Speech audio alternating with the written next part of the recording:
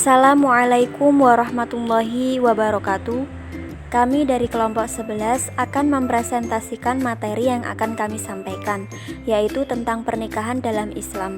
Sebelumnya kami akan memperkenalkan nama anggota kelompok kami. Yang pertama saya sendiri, Fitria Nur Aini dengan NIM 9321068820. Kedua, Izzatul Miskiyah dengan NIM 9321069920. Dan yang terakhir, Siti Nur Aziza dengan NIM 9321070020.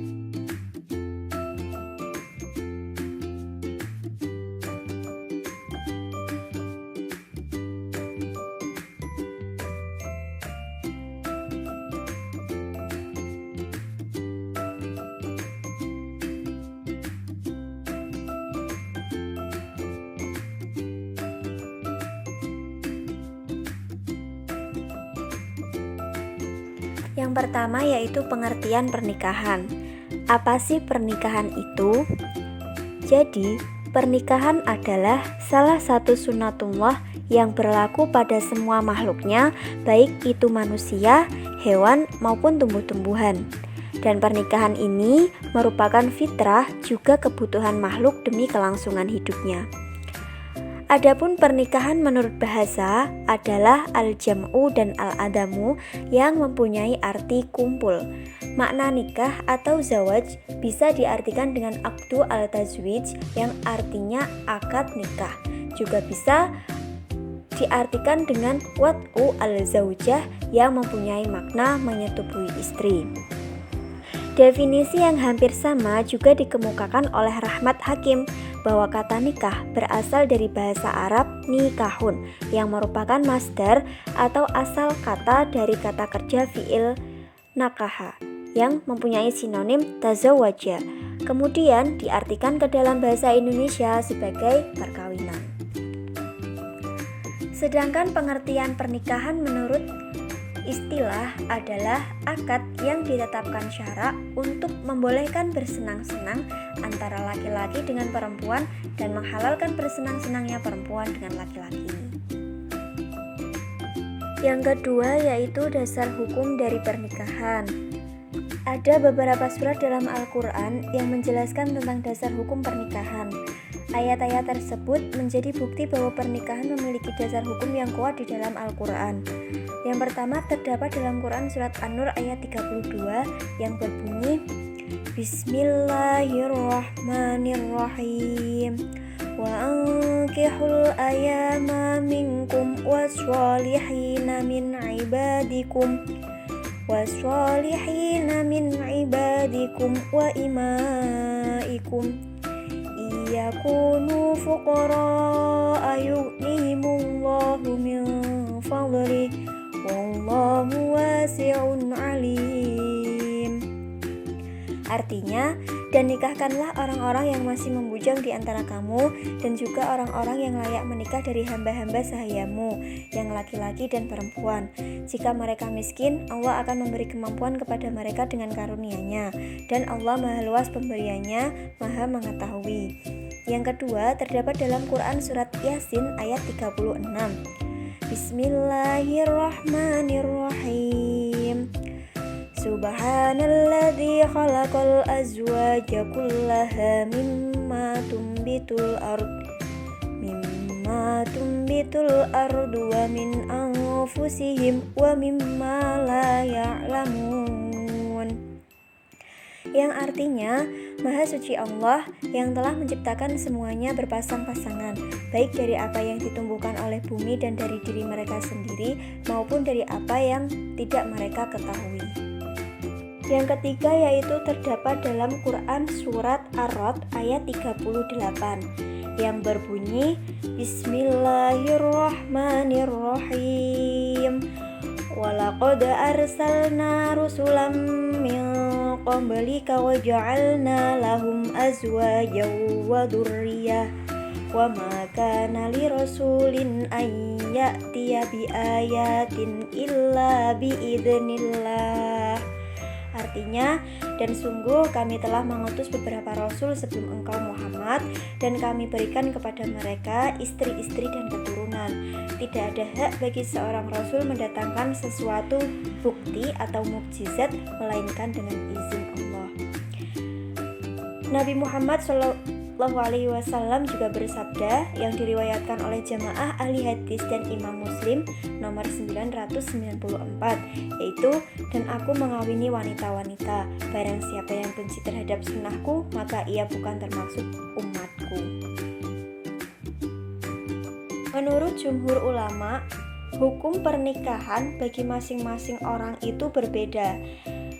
Dapat wajib bagi orang yang telah mampu melakukan nikah, mampu menafkahi istri, serta hak dan kewajiban lainnya. Juga dikhawatirkan akan berbuat maksiat jika tidak melakukannya. Dapat berubah juga menjadi sunnah bagi yang mampu dan tidak dikhawatirkan jatuh pada perbuatan maksiat jika tidak melakukannya. Dapat juga berbeda menjadi mubah bagi yang tidak ada faktor penghalang maupun pendorong untuk menikah. Yang keempat yaitu makruh bagi yang merasa dirinya akan berbuat zalim pada istrinya jika menikah, namun tidak sampai pada tingkatan yakin. Berlaku bagi orang yang menikahi wanita yang sudah menerima pinangan orang lain. Pernikahan muhalil yang tidak dikemukakan dalam akad. Berlaku jika yang bersangkutan punya cacat seperti pikun dan sakit menahun. Yang terakhir, jabat juga berubah menjadi haram bagi mereka yang tidak mampu lahir batin dan jika tetap menikah akan menyebabkan maldharat bagi istrinya secara pasti. Macam-macam pernikahan. Yang pertama, pernikahan az-zawaj al-wajib. Pernikahan wajib yang harus dilakukan oleh individu yang memiliki kemampuan untuk melakukan pernikahan serta memiliki nafsu biologis dan khawatir akan terjerumus dalam perbuatan zina. Yang kedua, pernikahan az-zawaj al-mustahab. Pernikahan yang dianjurkan kepada individu yang mampu untuk melakukan pernikahan dan memiliki nafsu biologis untuk menghindarkan pribadi dari kemungkinan melakukan zina. Yang ketiga, pernikahan az-zawaj al-makruh. Pernikahan yang tidak disukai oleh Allah. Pernikahan terjadi karena seorang muslim tidak memiliki kemampuan biaya hidup meskipun memiliki kemampuan biologis atau sebaliknya. Tetapi, kemampuan biologis atau ekonomi itu tidak sampai membahayakan salah satu pihak, khususnya istri. Yang keempat, pernikahan az-zawaj al-mubah. Pernikahan yang diperbolehkan untuk dilakukan tanpa ada faktor-faktor pendorong atau penghalang.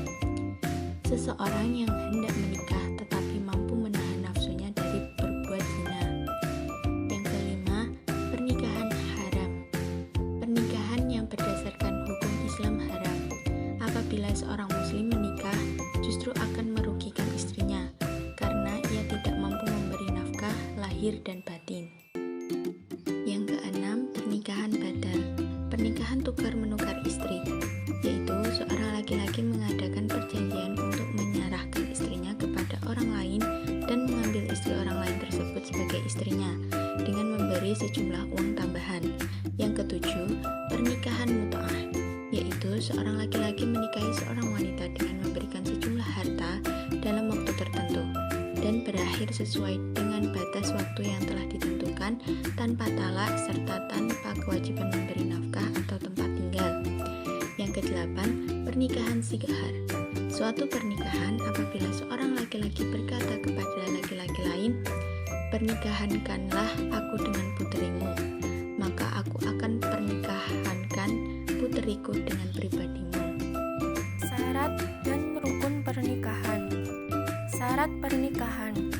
Syarat adalah sesuatu yang mesti ada yang menentukan sah atau tidaknya suatu pernikahan. Syarat-syarat pernikahan antara lain yaitu calon suami.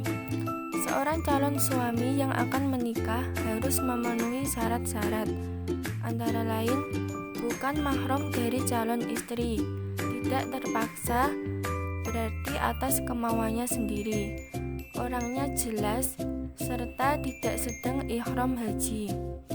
Kemudian calon istri.